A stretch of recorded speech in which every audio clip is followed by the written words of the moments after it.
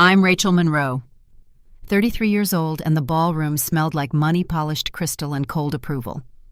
My brother Ethan stood beneath the chandeliers smiling beside his perfect fiancée while waiters moved like clockwork around them. My father raised his glass and the room hushed. What followed wasn't a toast. It was a blow. They gave Ethan over $1 million, then turned to me with a smile and said I was a failure before I go any further. Let me know where you're listening from in the comments and tap that like button. If you've ever been the invisible one in your own family, I grew up in Fairfield County, Connecticut, in a house with 6 bedrooms and no warmth. My parents, Caroline and Richard Monroe, owned a luxury real estate company. Their story was something the local papers loved to print over and over, a couple who turned a modest inheritance into an empire, the kind of family people whispered about at galas and fundraisers. But behind the manicured lawn and imported tile was a belief, drilled into us early: success is the only currency that counts. And Ethan, he carried that belief like a medal he won. Swim meets at 6, started winning math awards by 10 by high school. He was the type of boy who wore a Letterman jacket and a debate medal. In the same year, everything he touched turned to gold. Me, I found my world in colors, in quiet spaces, sketching on the back porch or painting in my bedroom. I once won first place in a regional art contest at 12. The newspaper printed my watercolor of 2 hands reaching for each other. No one mentioned it at dinner that week. Instead, my parents threw a party for Ethan's latest baseball championship. The certificate sat untouched on the kitchen counter. For 3 days, my mother called it a hobby. My father ignored it completely. The only person who ever really saw me was my grandmother, Eleanor Hartman. She lived 30 minutes away in a creaky yellow house with lace curtains and a kitchen that always smelled like vanilla. She'd been a high school English teacher before retiring and believed kindness was a higher virtue than wealth. She once held up one of my early paintings and said, "Your art tells the truth. Rachel, don't ever let anyone convince you that's not valuable." She kept telling me that even when I stopped believing it myself. By 16, I started trying to become someone my parents might finally praise. I joined debate team, even though I hated the spotlight, enrolled in AP economics, and tried to date the son of my father's golf partner. None of it fit, not even a little, but I was tired of being a disappointment. The worst moment came when I turned down a scholarship to the Rhode Island School of Design. My dream. Instead, I enrolled at NYU's business school, Stern, just like my father wanted. Finally, a sensible decision. He'd said when I showed him my acceptance, I made it through college with decent grades but no real direction, and after 3 joyless years at a finance firm, I walked out one afternoon with nothing but my coat and the sudden urge to find my old brushes again. I moved into a cramped apartment in Bushwick, not the trendy part, the part where walls cracked and heat rattled the pipes. I scraped by teaching evening art classes and building a portfolio. During the day, I started a free weekend program for local kids out of my living room. I called it Second Story Studio. It was small and chaotic, but the kids came alive in ways I hadn't seen in years. My parents never asked about it. My mother called once to say I should grow out of the paint phase and think about stability. Nate, my boyfriend of a few months, didn't understand why a gallery rejection sent me into tears last week. "It's just one place," he said, not knowing what that rejection meant in the story of my life. When Ethan's engagement invitation arrived, heavy cream cardstock gold foil, I nearly threw it away, but Nate said I should go. "They're your family," he said. Easy for him to say. His mother sends him brownies in the mail just because it's Tuesday. The day of this party, I wore a black dress I found at a thrift store and steamed 3 times to get the shape right. It wasn't designer, but it was me. I read one of Eleanor's old letters on the train. To calm my nerves, she'd written, "Your path is your own. Rachel, don't let the world shrink it." As the taxi pulled up to my parents' estate, I felt like I was 17 again. My mother greeted me at the door in pearls and a smile that didn't reach her eyes. Her first words were about my hair, her second about the dress. Ethan was already on the terrace, shaking hands with bankers, smiling the way he always did when everything was exactly as it should be. He hugged me the way people hug coworkers, not sisters, introduced me to Lauren, who somehow managed to be both charming and kind. And then my father called everyone into the ballroom for a special announcement. I stood in the corner beside a potted plant like I always had. Then the champagne flute clinked, and everything that came next I'll never forget. The ballroom was warm with bodies and soft candlelight, a low hum of laughter and champagne glasses filling the air. I stayed near the potted fern just close enough to be counted far enough to disappear. Then my father's voice rose above it all, his silver spoon tapping once, twice against crystal. The quartet stopped playing. Conversations faded to whispers. Everyone turned toward the raised platform near the far wall. My father stepped forward, my mother beside him, their smiles practiced and pristine. "Thank you all for joining us," he said. "Tonight we celebrate not only an engagement, but the joining of two remarkable families." There were polite chuckles and nods. When Ethan met Lauren, we were thrilled. She's everything we hoped for and more. My mother touched her necklace lightly, her smile still fixed. Lauren blushed. Ethan grinned the way he always did when applause was expected. Then came the words I hadn't anticipated, though I should have. As a small token to help them begin their life together, my father said, "Caroline and I are giving Ethan and Lauren a gift, $1.3 million toward their first home." Applause swelled, some guests gasped, a few nodded as if they'd expected nothing less. I felt the glass in my hand tilt slightly, the champagne suddenly sour. And of course my father added, his eyes sweeping the crowd until they landed on me. "We wish all our children could receive such gifts." A few people turned, following his gaze. I froze. "If only you weren't such a failure, Rachel," he said, smiling as if it were a joke meant to land softly. "Perhaps someday you'll give us reason to celebrate you as well." It didn't land softly. The silence that followed was louder than any applause. Someone near me laughed, nervous and unsure. Another voice whispered, "She's the one who lives in Brooklyn, right? Does something with painting." I placed my glass on a nearby tray and walked slowly toward the side hall. I kept my chin level and my steps even, but the air felt heavy, like it might crack. I didn't stop until I reached the guest bathroom near the study. Once the door was locked behind me, the tears came fast. I gripped the marble counter with both hands, willing my breath to steady. The mirror showed a woman I barely recognized. Red eyes, frizzy hair, a dress I'd once thought elegant. Failure. He'd said it so easily, like a fact, not an insult. And the worst part wasn't that he said it. It was that it confirmed everything I'd spent years trying not to believe. That nothing I'd done had ever been enough. A quiet knock broke the silence. "Rachel." "It's Grandma." I opened the door.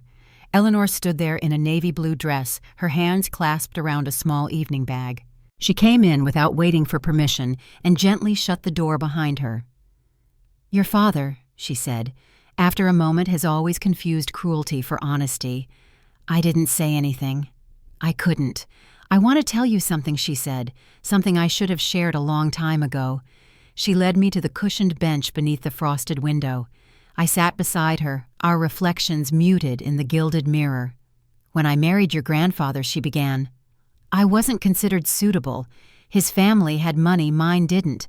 I was a public school teacher. They tolerated me, but barely." She folded her hands in her lap. "After your grandfather passed, everything changed. Richard was only 28 when he inherited the business and the house. I had hoped he'd hold on to the values I tried to teach him, but that didn't last." I glanced at her. Her voice was steady, but her eyes looked tired. I watched him become obsessed with image, with control, with proving he deserved the Monroe name. "When you were born, I saw myself in you, and I saw history repeating." I swallowed hard. "Why are you telling me this now?" She reached for my hand. "Because I've been diagnosed with pancreatic cancer. Stage 4. The doctors give me 3 to 6 months. The floor felt like it shifted under me. "No." She squeezed my fingers gently. "It's all right. I've made peace with it." I shook my head. "Have you told them?" "Yes. They know. And that's why I came tonight. I needed to see things clearly one last time. And I have." She opened her bag and pulled out a folded envelope, then set it aside. "Most people assume I live simply by choice," she said. "What they don't know is that your grandfather left me everything. Not the house, not the business, those went to your father. But the investments, the private holdings, the accounts, they've always been mine." I blinked. "Wait, I've kept it quiet. That was my decision. But 3 weeks ago, I called my attorney and made changes to my will. She turned to face me fully now. I've created a foundation. It will expand your art program, secure a real space for it, provide scholarships for the children you teach. You'll run it. My voice caught. Why me? Because you've already done it with nothing. Imagine what you'll do with support. I stared at her. The bathroom, the ballroom, even the sting of my father's words, it all fell away. There's one thing I need from you, she said. It won't be easy. I nodded slowly. I want you to come back out there and stand beside me. I have an announcement to make. My stomach twisted. Grandma, you don't have to do that. Not tonight. Not like this. This isn't just for you, she said gently. It's for me too. I stayed silent for too long. I won't leave this world without setting one thing right. She stood and offered me her hand. I took it. We stepped out of the hallway and walked together toward the ballroom. The sound of clinking glasses and soft jazz floated through the wide corridor. My father was shaking hands with a man near the champagne fountain. My mother's laughter cut through the room in short, practiced bursts. Ethan and Lauren stood near the platform surrounded by guests. Eleanor let go of my hand and walked toward the microphone. She climbed the 2 steps carefully. The quartet stopped again. Conversations quieted once more. If I could have everyone's attention, please, she said. The room turned. Faces stilled, glasses lowered. I stood at the edge of the floor, the crowd parting around me like I wasn't there. Eleanor's voice was soft, but it carried. I'd like to say a few words on this special night. She looked around the room, her expression calm. As the matriarch of this family, I've had the privilege of watching both of my grandchildren grow. And while I know tonight's been full of celebration for one, I'd like to take a moment to recognize another kind of success. She looked directly at me. Because sometimes success isn't measured in money or headlines. Sometimes it's measured in courage. The guests shifted, murmurs rose, and then Eleanor said the words that would change everything. The room was still. Every conversation paused. Every eye fixed on the platform. Eleanor stood with the microphone held gently in both hands. Her voice was soft, but it carried clear across the ballroom. As the matriarch of the Monroe family, I've had the privilege of watching both of my grandchildren grow into adulthood, she began. And while we've heard about professional achievements tonight, I'd like to share something just as meaningful. A quiet tension filled the space. I could feel it in my fingertips. My grandson Ethan, she continued, has made impressive strides in business and will surely continue building upon the legacy he inherits. But success takes many forms. She turned slightly toward me. My granddaughter Rachel, she said, has followed a different path, one rooted in creativity, compassion, and resilience. I stood near the edge of the floor, unable to move. She is a gifted artist whose work has appeared in several New York galleries, Eleanor said. But what makes her achievements remarkable isn't just talent, it's what she's done with it. There was a quiet stir among the guests, a ripple of surprise. Rachel has founded a program for children in underserved communities, she said. She teaches them to express themselves through art, to find their voice, their story, their worth. A pause long enough for her words to settle. And so tonight, she continued, I'd like to announce that I've created the Eleanor Hartman Foundation for Creative Access with Rachel as its director. My mother's hand halfway to her glass froze. My father shifted his weight, then stilled. The foundation will support art education for children and young adults who would otherwise have no access to such programs, Eleanor said. It will fund studio spaces, teaching positions, and scholarships. She lowered the microphone slightly, then added, the initial endowment is $15 million. The room gasped. She looked directly at my father. Because legacy isn't measured only by profit margins, but by the lives we touch and the beauty we leave behind. Eleanor stepped down from the platform, one hand on the railing. I stepped forward to meet her at the bottom of the stairs. She took my arm as though nothing unusual had just occurred, and we walked together through a crowd that now stared with wide, blinking eyes. Behind us, the hum of conversation broke out again. Some voices hushed, others sharpened. My parents were standing by the champagne fountain, surrounded by guests who were now politely murmuring to one another. We moved toward the edge of the room away from the platform. That's when Lauren approached us. Her heels clicked softly across the floor, her posture steady. "Miss Hartman," she said warmly, "that was an incredible announcement." Then she turned to me. "Rachel, I had no idea you ran a program like that. It sounds wonderful." I nodded, still unsure how to speak. "There's so much potential in that kind of work," she continued. "If you ever want help with funding proposals or outreach, I'd love to get involved. My undergraduate focus was actually in art education. I managed a quiet thank you." Before I could say more, my mother appeared at Lauren's side. "Darling," she said, touching Lauren's arm, "your parents are asking about dinner seating. There's been a mix-up with the head table." Lauren gave a small smile. "We'll talk later, Rachel," she said, and then followed my mother toward the other end of the room. Eleanor and I stood quietly for a moment. Then my mother turned back, her expression composed, but cold. "Rachel, she said your father would like a word with you, in his study." Eleanor's hand tightened slightly on my arm. "Actually, Caroline," she said evenly, "Rachel will be joining me for some fresh air. Richard's concerns can wait." My mother hesitated. A single eyebrow lifted just barely. "I think it would be best if I insist," Eleanor said.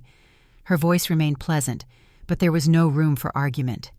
As we turned away, I caught sight of Ethan near the center of the room. He had stopped mid-conversation. His eyes met mine.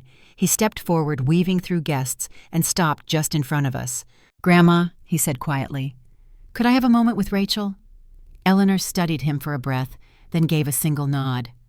"I'll be just outside," she said, and walked toward the terrace doors. Ethan glanced around as if to make sure no one was too close. "I want you to know he said what Dad said earlier. I had nothing to do with it." "I didn't know he'd say that." I nodded slowly. "It was wrong," he said, "and I'm sorry." I looked at him carefully. "It's not your fault." He hesitated. "What Grandma said, it meant something. A lot, actually." He shifted his weight, his hands tucked in his pockets. "I'm not sure I can keep doing this," he said. "All of it. The family business, the image, the expectations." I stared at him. "Do you remember when I wanted to study environmental science?" he asked. "I did. It had been a short-lived interest back in high school. I hadn't thought of it in years. I let it go because Dad made it clear that it wasn't the Monroe way," he said. "But seeing you tonight, hearing what Grandma said, it got to me." I started to respond, but a familiar voice cut across the ballroom. "Ethan, my father called. The Westfields want to hear more about the Harbor Point project." Ethan straightened, smoothing his jacket. "We'll talk more later," he said, then stepped away. Outside on the terrace, the air was cooler. Eleanor sat on a wrought iron bench beneath a lantern. "Everything all right with Ethan?" she asked as I joined her. "I think so," I said. "Good," she replied softly. "Perhaps there's hope for him yet." She reached over and patted my hand. "Now," she said, "shall we face your father, or would you rather disappear for the evening?" The study door was already open when we arrived. My parents were inside, my father standing behind his desk, my mother seated on the settee near the window. "Mother, my father said what you did tonight was inappropriate and undermining." Eleanor stepped forward calmly. "You announced a financial gift in front of guests. I did the same." "This isn't about Rachel's feelings," he snapped. "This is about family business." "Exactly," she replied. "And what you said about your daughter in front of that room, that was business too." He fell silent. My mother's voice was low. $15 million, Mother. That's a family asset, not something to throw into a cause. "It's not a cause," I said, my voice clear. "It's a foundation. It's already helped children find purpose, and it's Grandma's to give."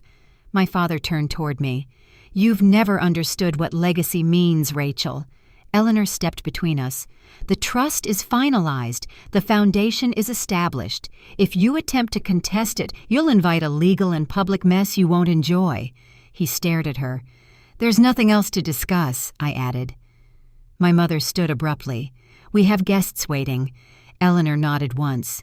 "Then please excuse us. Rachel and I will be leaving now." She took my arm, and once again we walked out past the ballroom, past the murmuring guests, past the life I no longer needed to belong to. By the time we reached my rental car, the evening air had cooled enough to lift the edge of Eleanor's shawl. I opened the door and helped her into the passenger seat. Neither of us said much as we pulled out of the circular drive past the marble fountain and trimmed hedges lit by spotlights. She rested her hand lightly on the armrest, watching the trees blur by. 3 months later, I stood in the middle of a sun-filled loft space in Chelsea, paint-splotched blueprints spread across folding tables, and light streaming in through the old factory windows. Contractors moved around us, adjusting ladder angles, measuring walls. The building had once been a textile warehouse. Now it was ours. Eleanor was nearby in her wheelchair, wrapped in a cream cardigan despite the late spring warmth. She nodded toward the entry alcove. "That space," she said. "We should hang the children's work right there. Let it greet people the moment they walk in." I made a note on my clipboard. "That's the first wall they'll see. It's perfect." Her health had begun to decline after the engagement party. The diagnosis hadn't changed, but the pace had quickened. Still, she stayed involved in every decision, reviewing contractor updates, making suggestions, marking up design sketches. Her voice was softer now, her movements slower, but her mind hadn't faded one bit. The elevator opened behind us with a soft chime. I turned as Ethan and Lauren stepped into the loft. He was carrying a large box, labeled with the logo of the sign installation crew. "They're downstairs," Ethan said, setting the box on a table. "They'll need roof access to secure the brackets." Since that night, Ethan had been showing up quietly, consistently. At first, I'd assumed he was just trying to smooth things over. But over time, something changed. He listened more than he talked. He asked questions about the program, about the kids. I started to believe he meant it. Lauren joined us at the table, unrolling a fresh set of architectural drawings. "I've been thinking," she said. "One of the smaller classrooms could be set aside for senior artists. We could create an intergenerational space, have older artists mentor the kids." Eleanor smiled. "That's exactly the kind of connection we need more of. Make a note of it." Lauren nodded and began sketching margin notes with a pencil. She had taken on a board position without hesitation, bringing her background in arts education and her long list of contacts. She'd already helped secure our nonprofit status and was drafting a grant proposal with 2 other volunteers from her old department. The foundation was becoming real faster than I'd expected. Back in the loft, Jason had started asking for input on sustainable construction methods. He was still working at Monroe Properties, but had begun pushing for affordable housing options in their newer developments. Eleanor noticed, but never commented directly. That afternoon, while Ethan consulted with the electricians about outlet placement, I walked Eleanor to the large corner studio. This one would be for the weekend classes, plenty of light close to the elevator, easy to access for kids and parents. She looked around the space quietly, her gaze moving from the ceiling beams to the paint-splattered floor. "It's all coming together," I said. She nodded. "We've come farther than I expected in such a short time."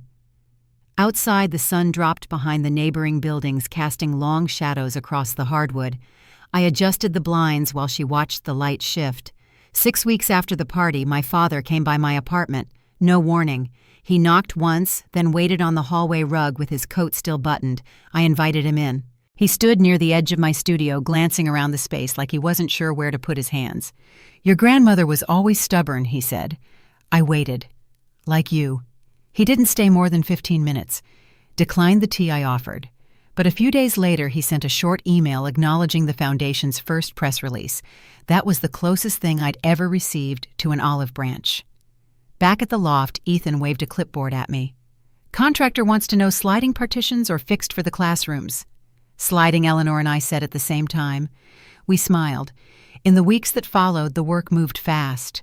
Walls went up, fixtures arrived. We picked paint colors, ordered furniture, installed gallery lighting.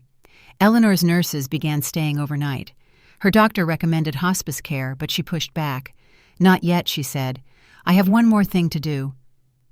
The night before our opening, her condition worsened. The nurse called to say Eleanor was barely speaking. When I arrived, she was sitting up in bed, her eyes closed, her hands folded. She opened them when I touched her arm. "I'll be there tomorrow," she whispered. "I've made arrangements." She meant it. The next evening, she arrived by private ambulance, seated upright in her chair, wearing navy blue and a single string of pearls. 2 nurses stood nearby, unobtrusive. Guests from New York's art community filled the gallery. We had work from the kids displayed near the entrance pieces from emerging artists in the main space, and a dedicated room for community partnerships. Every wall held color, story, and purpose. My parents came. They stayed for just under an hour. My mother made polite comments to the board members. My father kept close to the back wall. But they came. That mattered. As the evening wrapped up, I sat beside Eleanor near the children's display. "You see that one?" she asked, pointing to a collage of bright paper layers. "That's what possibility looks like." I nodded. Her hand rested lightly on mine. "You've made something lasting," she said. "Not many people get to do that." A week later, she passed in her sleep, her nurses nearby, the morning sun just beginning to rise. The funeral was held 3 days after Eleanor passed. The service was private quiet, just as she had requested. A small chapel near the Hudson, no press, no speeches longer than 5 minutes. I arrived early and sat in the second row beside Ethan and Lauren. My parents entered just before the service began. My father's suit was perfectly tailored, his expression unreadable. My mother wore navy with a pillbox hat and dark gloves. They didn't look at me when they walked in, and I didn't expect them to. A local pastor gave the opening remarks, brief and respectful. Then my father stood and read a short eulogy. He kept it formal, almost businesslike, highlighting Eleanor's years as a teacher, her dedication to the family, her belief in legacy. He returned to his seat without emotion. Then Ethan rose. He walked to the front with his notes in one hand, pausing for a moment before speaking. "When I was 8, Grandma helped me collect tide pool samples along the coast," he said. "She taught me to take notes, to observe closely, to care about what I was learning." He looked up, voice steady but low. "She encouraged my interest in marine biology," he said, "even when others wanted me to aim elsewhere." There was a pause. His voice caught slightly. "She saw us," he said. "All of us. Not for what we were supposed to be, but for who we actually were." The chapel stayed silent after he stepped down. I reached over and placed my hand over his. He didn't speak again, but his grip tightened for a moment. In the weeks after the funeral, the foundation moved forward. Our enrollment doubled after the launch. We added 2 more teaching artists, one bilingual in Spanish, and began weekend family workshops. The senior artist studio Lauren had proposed opened that month, with 7 retirees joining the mentorship program. Ethan started showing up more often, not just to help, but to sit in on classes, meet with the outreach team, even help rearrange easels. At first, I didn't ask questions. Then one Friday afternoon, as we packed up supplies from a field trip to the botanical gardens, I finally asked, "Are you still working full-time at Monroe Properties?" He nodded. "For now." "You don't sound sure." "I'm not," he said. "Things feel different." We didn't say more, but something in his voice lingered. Lauren continued to be a steady force behind the scenes. She coordinated our first partnership with a public school in Queens and helped us draft our summer curriculum proposal. She and Ethan hadn't set a wedding date, but they seemed more relaxed, more in sync than before. A few weeks later, we held a board meeting in the loft's main gallery. One of the agenda items was whether to accept a donation of property from Monroe Properties. My mother had arranged the offer. She arrived 10 minutes before the meeting, unaccompanied, holding a sleek leather folder. She greeted everyone politely and waited as we walked her through the foundation's proposed use for the space. It was a storefront on the Lower East Side, large enough for a second teaching site. When the meeting ended, the others began to pack up. My mother stayed behind, her eyes on a set of paintings by one of our youngest students. "They're surprisingly expressive," she said. I nodded. "That one was from Ava. She's 8. She used shadows well," my mother said quietly. I didn't speak. She turned toward me, her voice even. "Your grandmother would be pleased." It was the closest thing to approval I had ever heard from her. The days grew longer as summer set in. My studio filled with light, and I found myself painting more large, layered portraits, abstract studies of movement and memory. I worked late into the evening, sometimes forgetting dinner, sometimes forgetting the hour. One afternoon, I received an email from the curator at Pem Gallery. the same gallery that had rejected me the year before. They were offering a solo show. The subject line read simply, "Proposal September Exhibition, Rachel Monroe." I read it twice before calling Ethan. He answered on the second ring. "I think you should come to the studio," I said. "There's something I want to show you." That night, I started working on a new piece, a portrait of Eleanor. I sketched her garden first, the climbing roses, the wooden bench near the kitchen window, the patch of blue hydrangeas that always leaned toward the light. Then I began her face. Wise, steady, a trace of mischief in the corner of her smile. She would hang in the foundation's front hall, across from the student gallery, beneath a brass plaque that read, "Eleanor Hartman, 1939 to 2024, founder, teacher, visionary." I finished the portrait 2 weeks later. I didn't change a thing. The September sun poured through the loft's upper windows, soft and golden. I stood just beneath the gallery skylight, finishing the final touches on the wall labels for the exhibition. The solo show would open in 4 days. The invitation cards had already been mailed out, simple cream stock, black lettering, no logo. Just the gallery name, the dates, and my name centered beneath the title, Unsaid Things. It still didn't feel real. Lauren stopped by that afternoon, arms full of neatly rolled press packets. She dropped them on the gallery table and began sorting through name tags.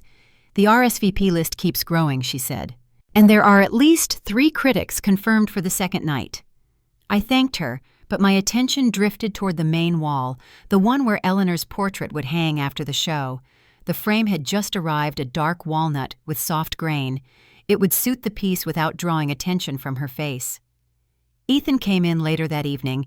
He brought coffee and a spreadsheet printout from one of his meetings with a planning board in Brooklyn.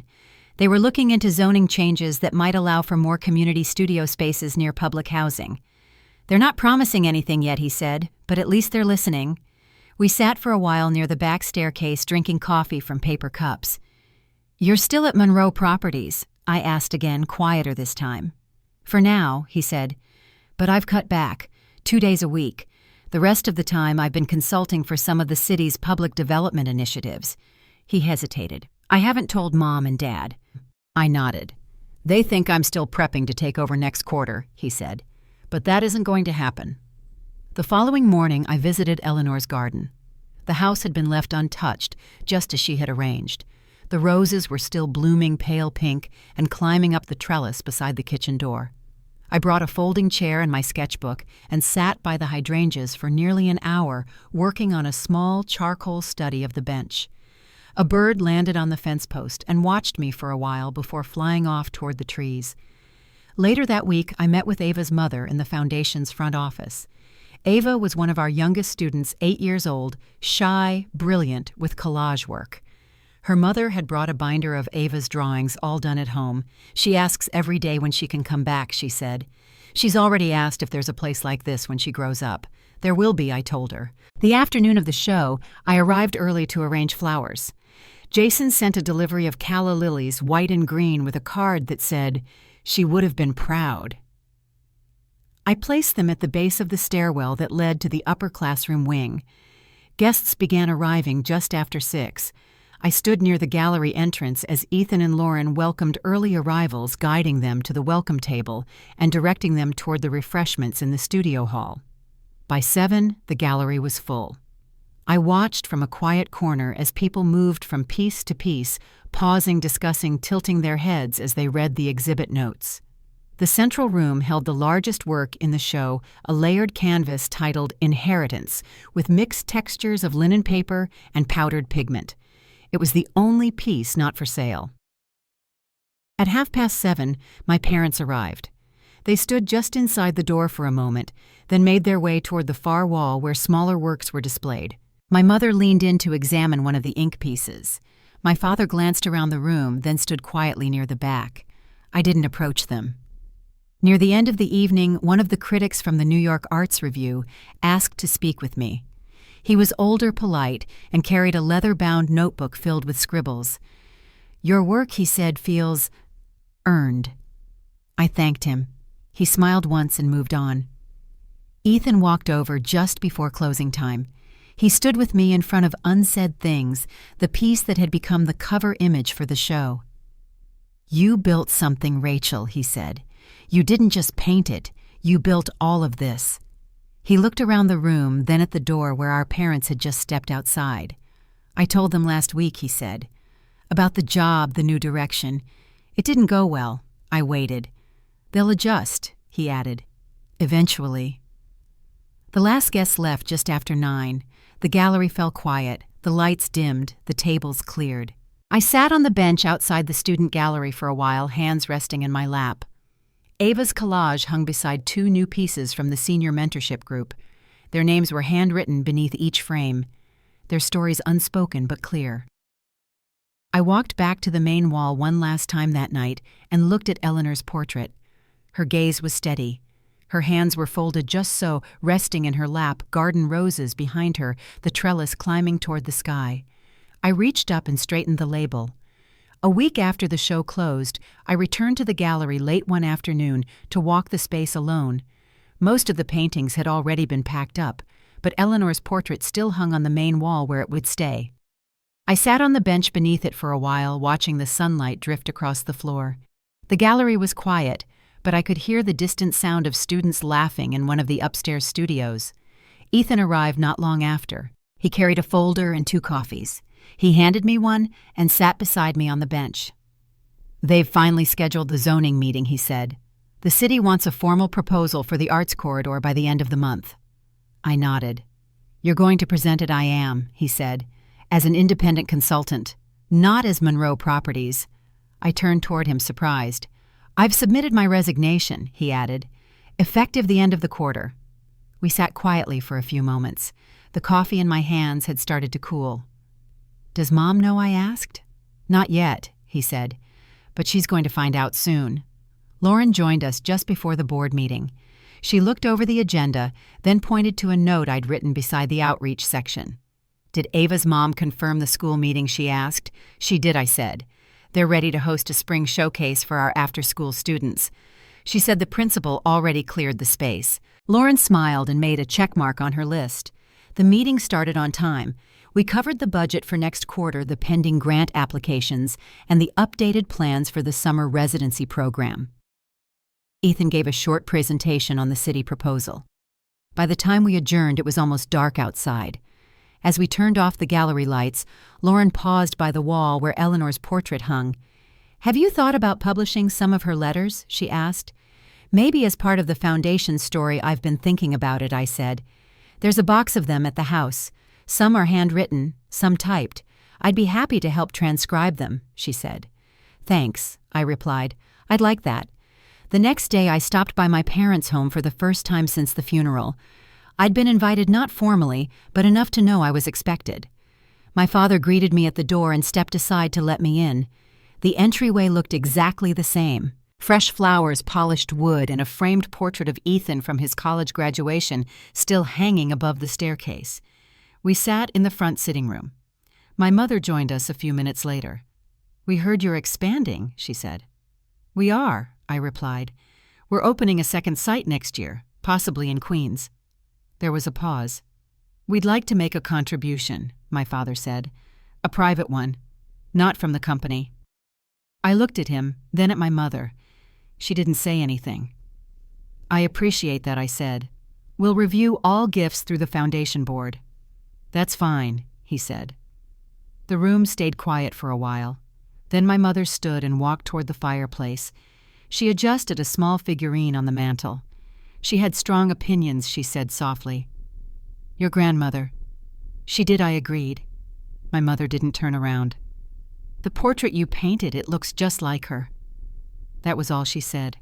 She left the room without another word. Outside, the sky had darkened. I drove back to the foundation and let myself into the loft. The studio lights were off, but someone had left a note on the whiteboard. Ava's group finished early. "See you Thursday." I went upstairs to the storage room and unlocked the cabinet where Eleanor's letters were kept.